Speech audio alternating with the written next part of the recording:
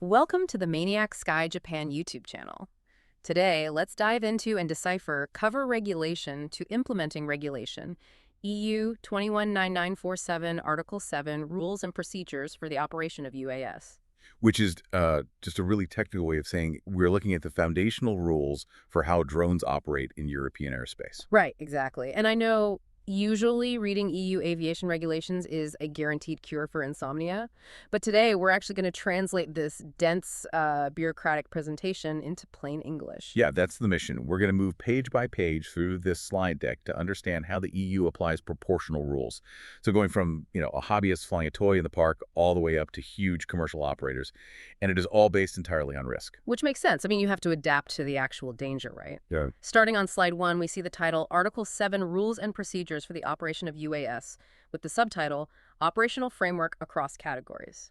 Yeah. And this slide is so important because it establishes the core philosophy of this whole regulation.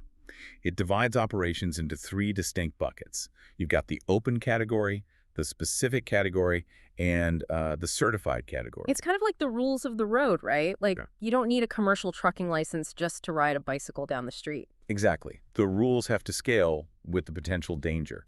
When you take the pilot out of the aircraft, the risk profile completely changes. You can't regulate a tiny 200-gram survey drone the exact same way you regulate an Airbus passenger jet. Right, but they both have to share the same physical sky, so the rules have to adapt. Moving on to slide 2, we look at operations in the open category, which falls under Article 7.1. And this is the sandbox where most everyday consumers and, well, hobbyists play. Yeah. The slide dictates that operations here must strictly comply with the limitations set out in Part A of the annex to the regulation. That sounds intense. It does, but it's really just creating a geofenced operational volume. It ensures the lowest risk operations stay within very clearly defined, universally applicable safety boundaries. So just to clarify, as long as you stay within the Part A boundaries, you avoid all the heavy paperwork. Yes, exactly. You avoid the bureaucracy because you're staying in the safe zone. Things like keeping the drone in your visual line of sight and staying below 120 meters in altitude. Okay, that makes sense for consumers, but what about businesses? Now, looking at slide 3, the risk profile steps up. This slide details operations in the specific category core limitations under Article 7.2. Right. So here is where we leave that safe little sandbox. The operator is introducing new variables, like flying beyond visual line of sight to inspect power lines. And the slide says operators now need a specific operational authorization from a competent authority, or they must adhere to rules for model aircraft clubs, or R, follow a declared standard scenario. Yeah, because standard software locks aren't enough anymore. The regulator needs to know exactly how you plan to mitigate the specific risks of your unique flight plan. But wait, if a business uses drones every single day for complex tasks, isn't applying for authorization every single time going to paralyze their operations? I mean, waiting for government approval for every flight. Oh, absolutely. It would completely bottleneck the industry. And that is why there is a crucial exemption on the slide right there. The Light UAS Operator Certificate, or the LUC. The LUC, what exactly does that do? Think of it as a sort of trusted operator or frequent flyer status. It grants a company specific privileges to bypass those constant individual authorizations and basically authorize their own flights. Wow, okay. That's a massive shortcut for commercial operators. That makes a lot of sense.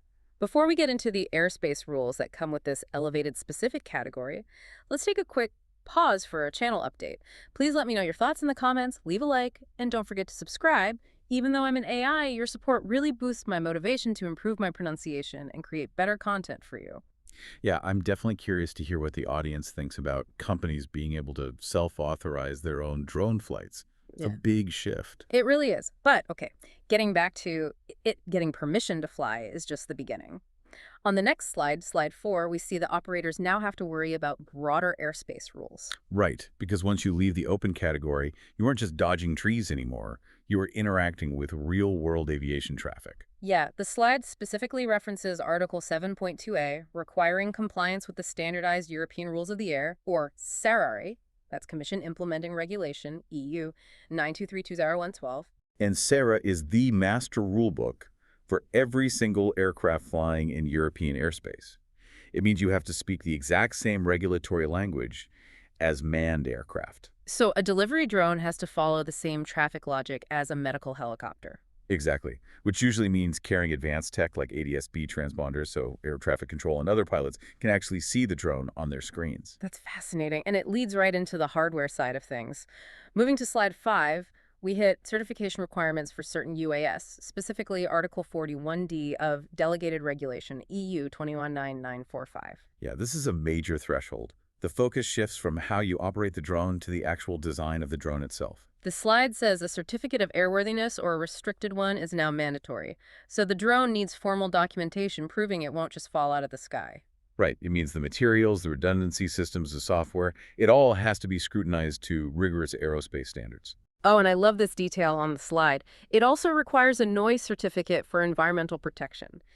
We've officially gone from try not to crash to please don't wake up the neighborhood with your drone. It's true, though. I mean, drone noise is a huge issue. If they're constantly whining at a high pitch over people's houses, the public will absolutely reject them. Regulators know this. So it's about making sure the technology is socially acceptable, not just physically safe. Which brings us to the ultimate tier. Transitioning to slide 6, we have operations in the certified category, Article 7.4. This is the peak, the highest risk category. We're talking about heavy passenger drones or massive cargo drones flying over heavily populated cities. And the slide shows the rules reflect that risk. Operations here are governed by the same rigorous standards as traditional manned aviation. They are subject to SARA, technical requirements for air operations, Regulation EU No.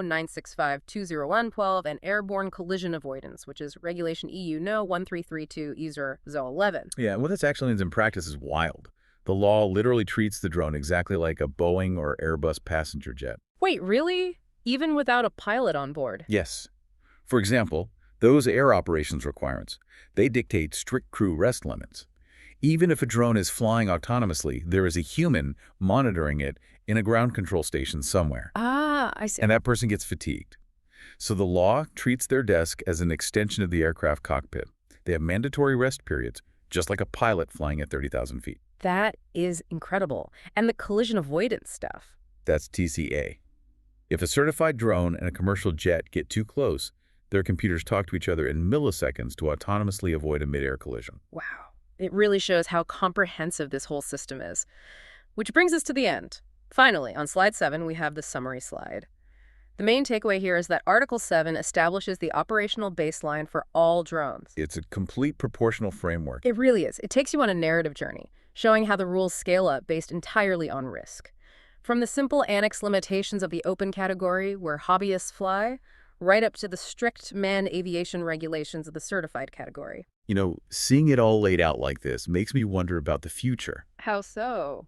Well, as drone technology rapidly evolves and integrates into our daily lives, Yeah. you have to wonder, will the strict, complex, certified operations eventually become as routine and seamless as the open hobbyist flights are today? Oh, that is a fascinating thought to leave on. Will passenger drones just become part of the background noise of a city? So, I have a question for you. How comfortable would you feel living in a city where certified category drones are flying overhead under the same traffic rules as commercial airplanes? It's a big question. It is. Please share your thoughts and feedback in the comment section down below. If you enjoyed this video, please give it a thumbs up and subscribe to the channel. You can find links to other videos in the series in the description box, so be sure to check them out. I'll see you in the next video from Maniac Sky Japan. Goodbye, and take care.